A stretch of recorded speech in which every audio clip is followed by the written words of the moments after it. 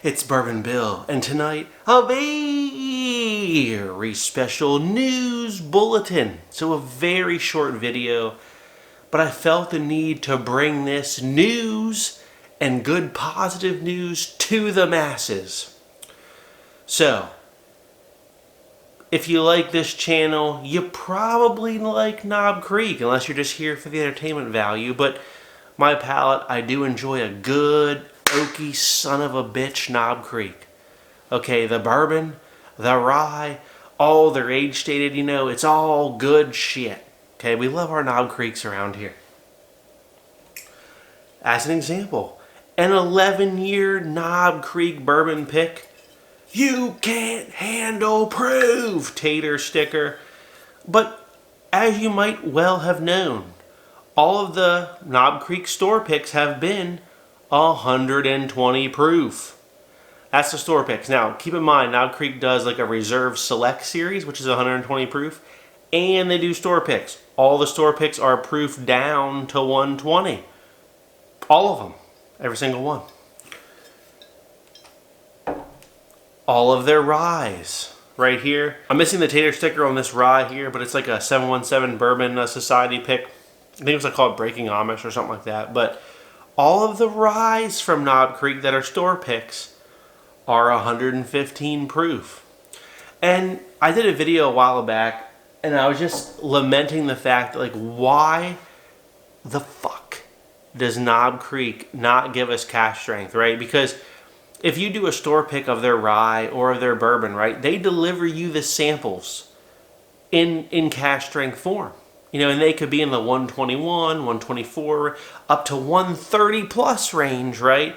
But you gotta water those sons of bitches down to 120 or 115 respectively to understand what you're actually picking. For Knob Creek, they have to take these barrels, dump them, and then add the appropriate amount of water. That's extra labor, extra time. Stupid. Dump the barrel, bottle it, sell it. What do you give a shit, Knob Creek? Most of your barrel proofs are in the mid 120s to maybe 130s. You're not adding that many more bottles to a barrel, right? Why do you enforce these stupid proof rules? Well, made that video a while ago, and I can now confirm that in 2025, Knob Creek has finally listened to Bourbon Bill. Probably not. Probably just they've come to the realization that they're pissing away money. That's probably my actual guess as to what happened here. But all of the store picks in 2025 will be cask strength. Holy shit! I could not be more excited because you are about to taste the fucking pinnacle of Knob Creek. Okay, it's cask strength time, motherfuckers. And they hardly ever do that. I mean, the last bottle that Knob Creek gave us at cask strength was in 2020, and it would have been this Knob Creek 12 cask strength limited edition from 2020. And this shit's the bee's knees. It's one of the best Knob Creeks ever made. Obviously, this was some honey barrels, if you will, some older stuff than 12, but it was all at cask strength at 124.3 proof. Compute 62.15% alcohol by volume. But I got news for you. In 2025, you will be able to pick up cask strength Knob Creek. Finally. And before 2020, it was their 30th or their 25th anniversary or something. They did it cask strength, but it's very few. There was a 2018 rye they did at cask strength, but that was it. There's not been that many cask strengths, okay? So by the time this video releases, it's probably going to be very late 2024, early 2025. And the point is, for 5 fucking years, or if not more, they haven't done a cask strength release. So, big news. Thank you, Knob Creek, for, finally seeing the light. Finally.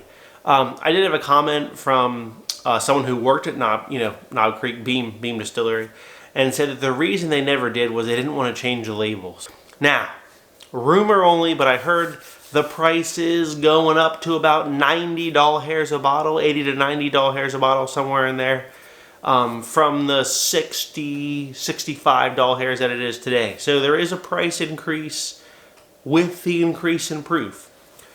And that sucks, right? Because we both know, because we're smart individuals, that really it's costing them less to do this, right? They're going to produce one label that's blank. They're going to write in the proof. And we know it's going to cost them less because they don't have the additional labor to water them down. So they're charging us more, but their labor's going down. So for them, it's a nice profit increase, really, on what they're doing. But they're charging us more.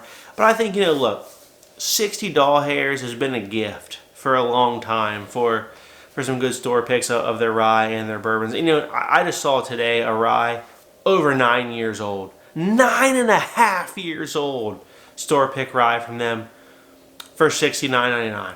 Okay, and they're selling a 10-year Knob Creek Shelfer for $70. So you can get a store pick at $115 here in very late 2024 for $69.99, the same price. So if they raise this to 80, 90, I feel 80's better. But if they raise it to 90, it's like, well, okay.